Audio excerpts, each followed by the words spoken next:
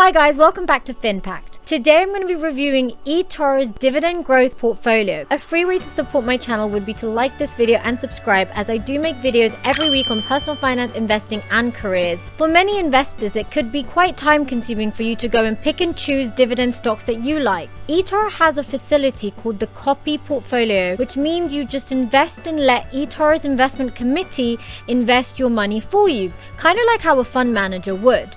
Now, what's interesting is that for eToro's Dividend Growth Portfolio, it selects companies with dividends that have shown a growth in dividends in the last 20 years. What eToro does for this portfolio is that it screens and weights each stock to optimize the returns. They look at certain metrics such as market cap to see that it's a solid company with an established market capitalization. It also looks at the beta rating, which is a measure of volatility. So it looks for low volatility dividend stocks and thereby minimizing your risk to return.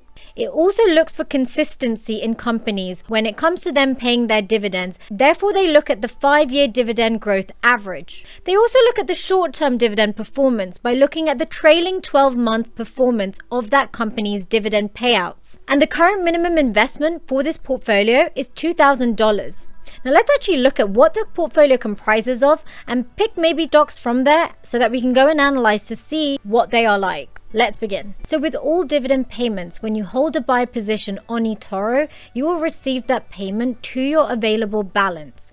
As you can see, they've said here. Whereas if you have a sell position, the dividend payment will be deducted from your available balance. Now let's go on to the copy portfolio for dividend growth. So let's have a look at the performance. In 2017, there was an 11.33% growth, whereas there was a 3.47% decrease in returns. Whereas in 2019, it was 23.79% returns and a decrease of 0.83% in 2020. Let's have a look at the allocations. If we go into portfolio and we click on risk, these are all dividend stocks that are included. And to see them properly, click on view all. Here we have Unilever, we have Johnson & Johnson, PepsiCo, Hormel Foods Corp, Walgreens, Red Electric Corp, McDonald's, NextEra Energy, Fastenal Company, AT&T, IBM. I really like that they consider companies that have a proven track record of growing dividends throughout the years. If you want to see the dividend yield of one specific company, which is basically the dividends per share that you would receive, click on the stock such as Unilever, go onto the Unilever stock page and then click on stats, and then you can have here they give a 3.14% dividend yield. And then you can see the risk ratings, you can see the 1-year return and also the market cap. And these were metrics that I mentioned that this portfolio incorporates. They incorporate market cap, they incorporate beta, they also incorporate proven track records for dividend yields. Let's have a look at the term sheet. We can see that their investment objective is to look for large, successful companies which have regular, stable dividend payouts so that investors can have a steady income. We can see that this is the criteria they use, as I mentioned earlier in this video, to determine what the portfolio consists of. They look at market cap, beta, aka the risk, 5-year dividend growth average, and the previous year dividend yield. And if you look at the portfolio diversification, you can see that the highest number of dividend stocks lie within the consumer staples industry at 27%. The second highest lies within the 17% here, which is in utilities. And we can see joint third, we have healthcare and consumer discretionary. These are the top 15 equity holdings by allocation. We have NextEra Energy, PepsiCo, IBM, Old Republic International Corp, Red Electrica, and so on. So you can check this list out here. eToro claims that this is a portfolio for you if you're seeking to have exposure to established companies with a solid dividend track record.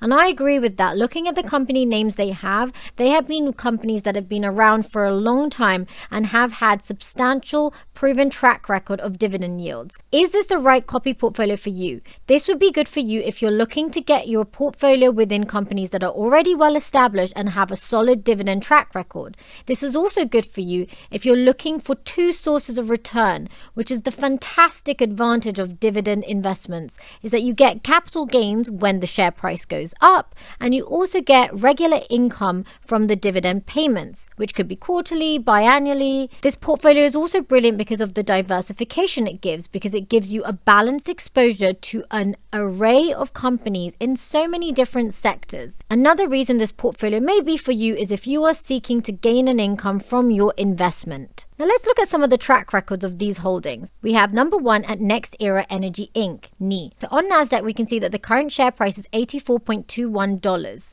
We can also see that the dividend yield is 1.67% and the annual dividend is 1.4. I think that's fairly low. Anyway, we can see they do have a proven track record. As you can see, it's increased over the years, except perhaps this little outlier here. Right, going on to the next one, PepsiCo. So PepsiCo has a dividend yield of 2.89%. Its current share price is $138.59, and they have an annual dividend of $4.09. As you can see here, they pay quarterly. I can see that the cash amount paid on the ex-dividend dates, they have been increasing since way back when.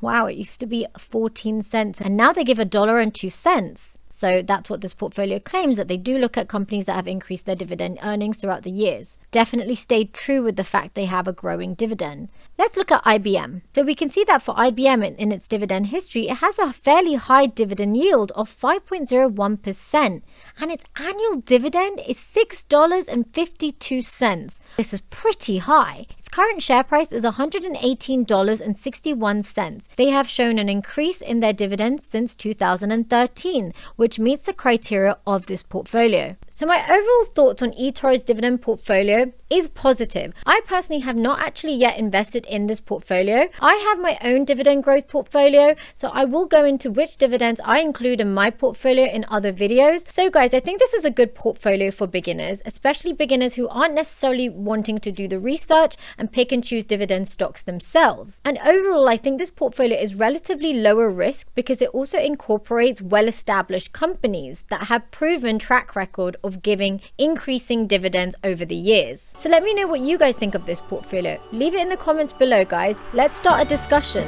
And I hope you enjoyed this video, guys. Thank you for watching. Bye!